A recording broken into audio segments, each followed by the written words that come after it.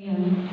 Tayo po ay dadako na sa pang-anim na sinalita ni Jesus sa krus ng Kalbaryo. Ito po ay naganap na. This is a word of accomplishment. Sabihin nga po natin, word of accomplishment. Amen. Sa bundok po ng Golgotha, Jesus saves us from sin by becoming sin for us. What a Savior! Amen? Siya po yung ating tagapagligtas. Pero bilang tayo po ay tao, ano po yung karaniwan na larawan ng isang hero or savior para sa atin? Pero ilarawan po muna natin si Jesus noong mga panahon ito. Dahil po siya ay nagkatawang tao, mabilis po siyang masugatan. Hindi po kaaya-aya ang kanyang itsura dahil po siya ay duguan. Kinagagalitan po siya ng lahat. Itunutulak po siya palayo. Sobrang sakit po ng dinaranas ng Panginoon. Kinukutya po siya. Sinasaktan po siya. Puno po siya ng sugat. Siya ay duguan at siya po ay mamamatay. Ganun po ba ilarawan ng isang hero? Dahil ang alam po natin, kapag ang hero, ito po ay malakas. Pag ang savior po, malakas. Lahat po ng strong personality nasa kanya. Pero noong mga panahong ito, si Jesus na ating tagapagligtas, sugatan. Duguan. He suffers horrible pain and death at that time.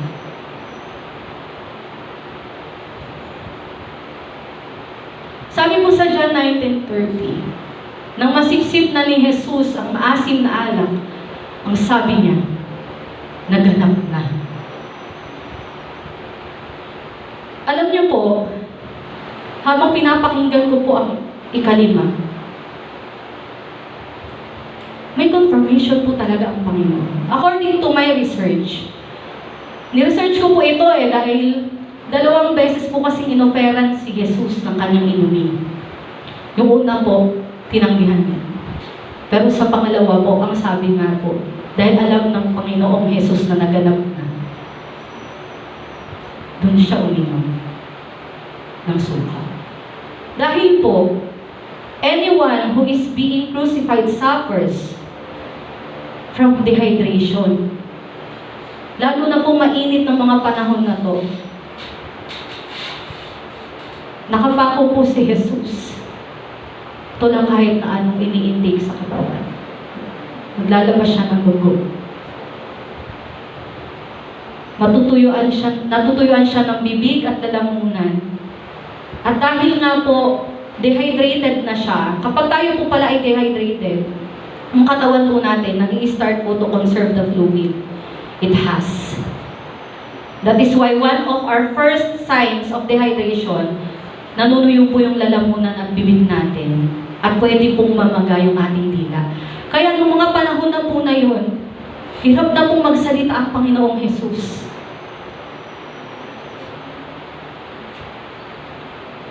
At bago po natin isa-isahin ang salita na ito sa John 19:30, balikan lang po natin saglit yung unang beses na inoferan po ng inumin ng Panginoong Jesus. Sa Matthew 27:34,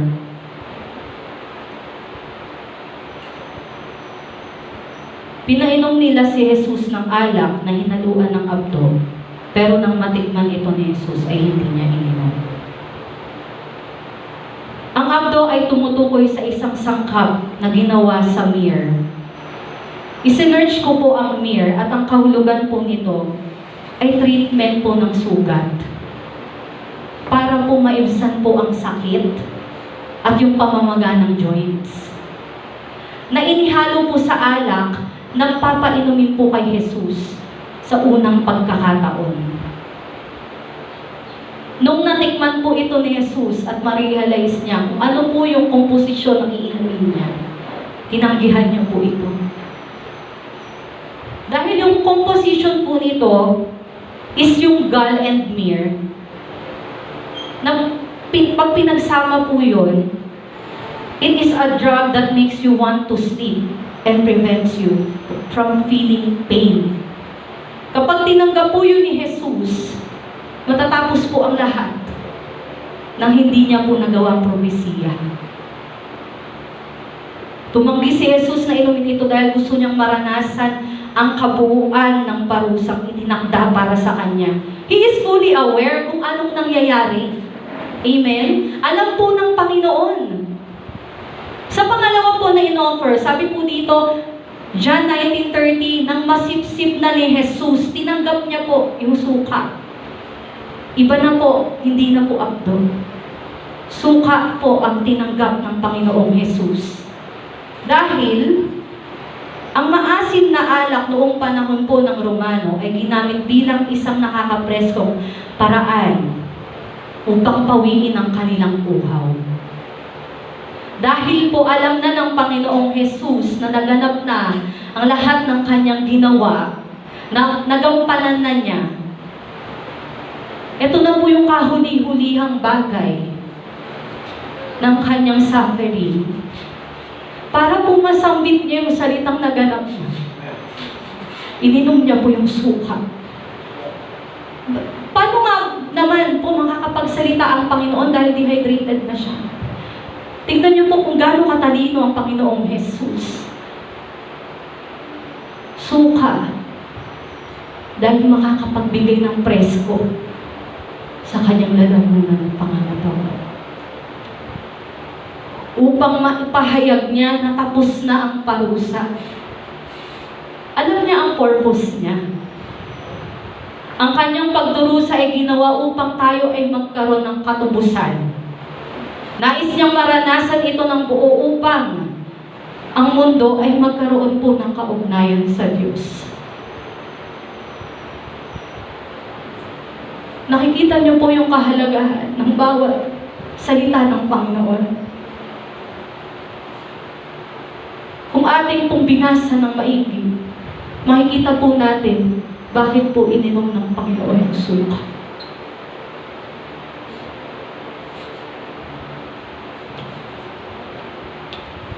At sabi po dito, nang matanggap po ni Jesus ang suka, sinabi niya, naganap na!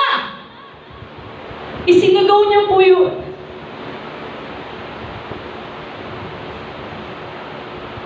Upang marinig po ng lahat ng naroroon. Nanagampanan po na kompleto ng Panginoong Jesus ang kanyang misyon. Buong lakas po niya yun, isinigaw ng may pag-iyak.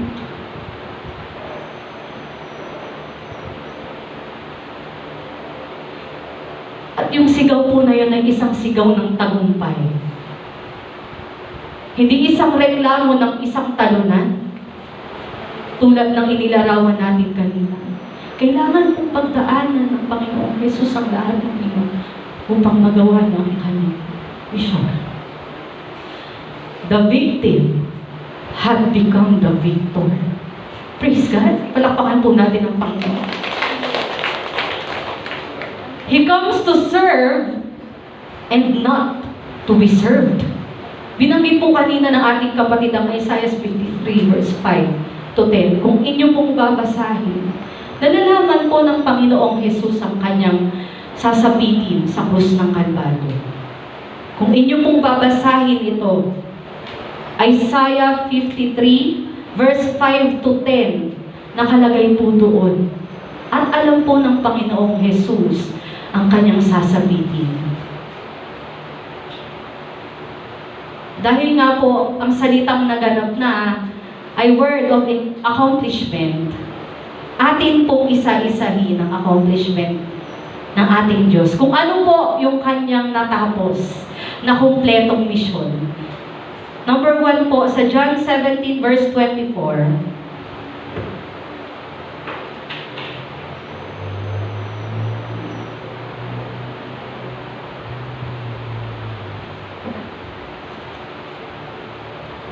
Ama, gusto ko sanang makasama sa pupuntahan ko ang mga taong ibinigay mo sa akin.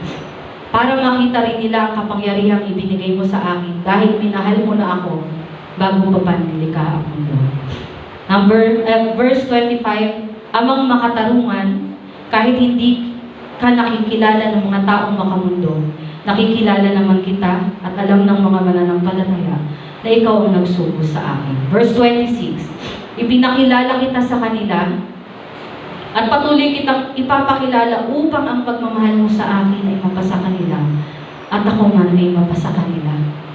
Alam niyo po yung na-accomplish ng Panginoong Jesus? Yung panalangin po niya na matapos niya yung kanyang tungkulin. At yung panalangin na yun ay kasama po tayo. Nais niyang makasama tayo sa pupuntahan niya. Pangalawa, sa Lucas 19 verse 10.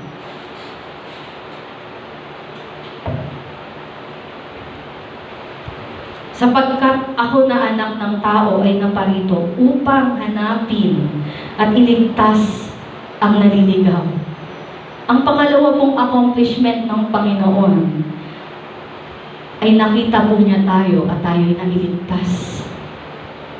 Praise God. At ang pangatlo po, ito po yung pinaka maganda, pinaka masarap basahin. Sa Romans 3, verse 23 to 25.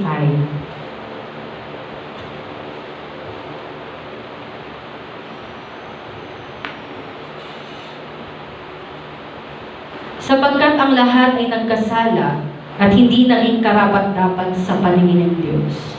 Ngunit dahil sa biyaya ng Diyos sa atin, itinuring niya tayong matuwid sa pamamagitan ni Kristo Jesus na siyang tumubos sa atin.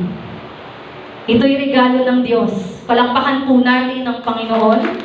Isinugo si Kristo Jesus sa mundo para ialay ang kanyang buhay nang sa ganoon mawala ang galit ng Diyos sa atin. At sa pamamagitan ng kanyang dugo, ay mapatawad ang ating mga kasalanan kung sasampalataya tayo sa Kanya. Ginawa yan ng Diyos.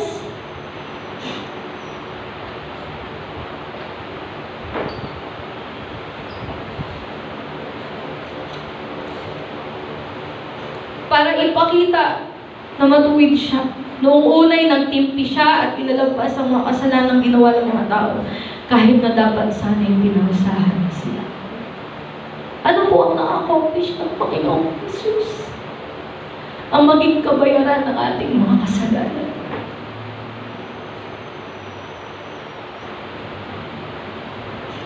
He is the Savior we are given. Siya po ang pinadala ng Diyos Ama na ating tagapagligtas. Ang tagapagligtas na ating kailangan. Jesus is obedient even unto death. Dahil sa ating hindi pagsunod sa Kanya. He bears our sin. He suffers our death. He bleeds our blood and receives our execution. He is the author and finisher of our faith. He has done it all for us. He has done it. To God be all the glory.